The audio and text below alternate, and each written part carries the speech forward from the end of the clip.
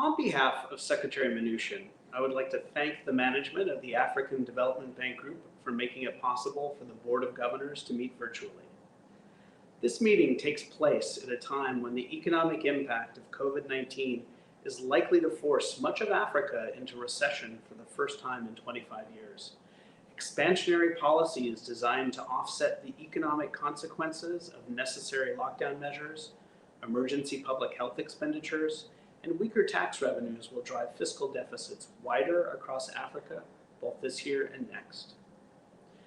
While the international community has aggressively responded in providing debt payment suspension through the G20's Debt Service Suspension Initiative and emergency financing, the regional and global economic outlook remains uncertain.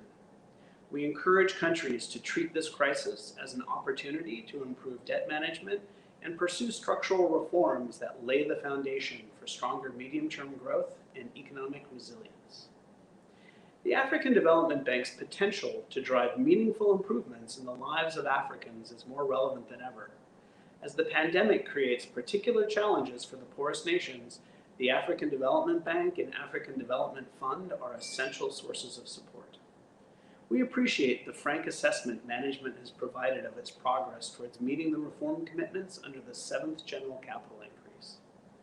In particular, we commend management for attention to the steps needed to meet the end-of-year deadline for an updated financial sustainability model, so that the AFDB maintains capital adequacy ratios above their thresholds for at least 10 years. There remains, however, much work to do. We urge a serious analytical effort this year to understand how the bank will be more selective and cost-effective in its operations. The bank must do more to manage its resources more wisely and ensure through the total compensation review that it offers a competitive and cost-effective value proposition to staff.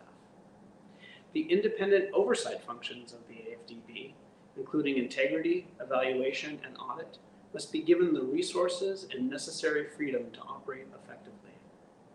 The AFDB's ethics and governance framework must also be updated to bring it up to the standards of its peers. The United States will continue working together in partnership to deliver on the potential of the African Development Bank Group and to support African countries in recovering from the COVID-19 pandemic and advancing their development goals. We hope the day will come soon when we can return to conducting business normally.